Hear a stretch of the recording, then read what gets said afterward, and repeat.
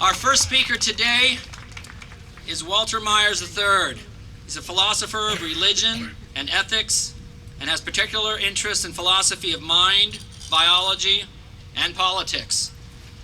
He's completing his Master's of Philosophy of Religion and Ethics at Biola University. He's also a consultant to Microsoft Corporation.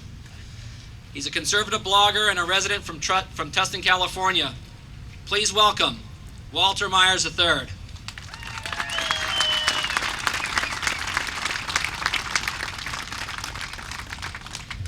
How you doing, Santa Ana? Let's hear it. Woo! All right, Orange County. Thanks for having me here. You know, the great Roman philosopher and statesman Marcus Tullius Cicero, or Cicero, all depending on how you pronounce it, said that freedom is participation in power. What I want to ask you today is if the current administration has allowed you to freely participate in this republic over the past 15 months. No. I didn't think so. Or has the will of the people been shut out? Yeah. On August 4th, 1961, a child was born, presumably, in the state of Hawaii. In the midst of the civil rights era. That child, named Barack Hussein Obama, is now the President of the United States, which was unthinkable during those times. But just 2 days prior to the birth of Barack Obama, on August 2nd, 1961, another child was born to a lower middle-class family in Richmond, Virginia, Richmond, which was once the capital of the Confederacy. That child is now standing as a man before you, as a deeply concerned citizen regarding the events of the past 15 months. While thousands of miles apart, both Obama and I grew up during the turbulent years of the 60s and the 70s with the expectancy that the dream of Martin Luther King would be realized in our lifetime, where one day we would be judged not on the color of our skin, but the content of our character. And though this dream has been largely realized, somehow things took an awful turn for this child from Hawaii. Through poorly chosen associations over the years, and I'm talking Bill Ayers, Reverend Jeremiah Wright, Father Flagler. And due to these influences, such as these, Obama now has the distinct ambition and wherewithal to fundamentally change America as we know it, based on a flawed and poisonous worldview that is anti-capitalistic and socialist at its core. Do we want that, Santa Ana? No. His vision of America is distinctly different from my vision of America. And my fear is that if his agenda is not stopped, the America we know and love will cease to exist as we know it within our lifetime. Our country was founded on the self-evident truths that all men and women are created equal and are endowed by our Creator with unalienable rights to life, liberty, and pursuit of happiness as codified in the Declaration of Independence. As such, the framers enshrined in our Constitution limited enumerated powers to be given to the federal government in order to prevent a soft tyranny, with all other powers given to the states. Yeah. Yet Barack Obama, supposedly a constitutional scholar, has bought into the false and damaging progressive idea that the federal government knows what's best for its citizens and believes that the very Constitution he swore to uphold and protect is an outmoded document that wrongly constrains the scope and reach of the federal government. Are we going to put up with that, Santa Ana? No. I think not. Orange County.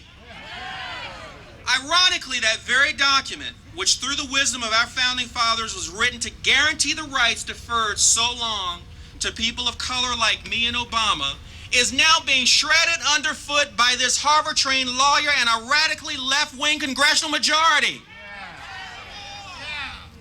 Now let me be truthful. Obama's vision of America is one in which we're trading one form of past oppression for another through intentional class and race warfare.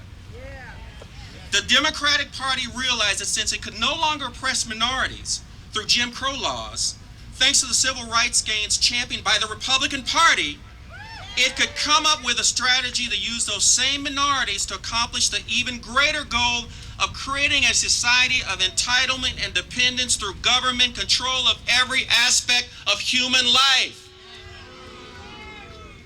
This means redistribution of wealth from the productive of society to the unproductive in exchange for cheap and loyal votes. The current strategy is that if the policies of their progressive agenda are opposed, those in opposition will be branded as racist, bigoted, or violent with absolutely no supporting evidence.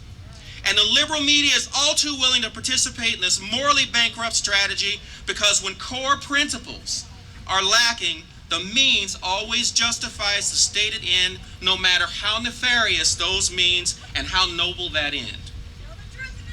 Nonetheless, I'm here to ask that you not let those tactics deter your efforts to speak up for your country as we are in a fight for the very heart and soul of this nation. And I want to say this.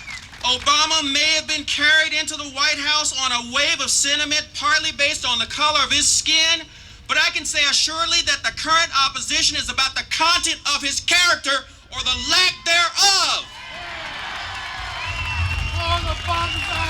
This is a big government president who has been weighed, measured, and found wanting. I've attended many tea parties over the past year. Never have I felt more welcomed and made so many new acquaintances with like-minded people who so love their country and have such a deep desire to protect her at all costs. Each one of you are here because you're fed up with the unbridled growth of federal government that doesn't listen to the will of the people and speaks derisively and degradingly of its own citizens in the Tea Party movement as a clan of radical right-wing wastists, which couldn't be further from the truth. I know from my many interactions with you, indeed we, as hardworking citizens who simply want our borders protected, a secure nation, limited government, and the dynamic economy we have always enjoyed that creates private sector jobs, not government jobs.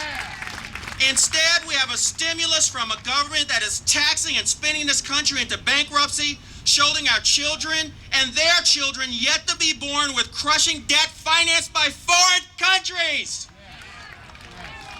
So don't let anyone call you a racist or a bigot because the only reason they're doing that is because they are desperate, unprincipled people, and we are not going to be quiet now or anytime soon until we get our country back.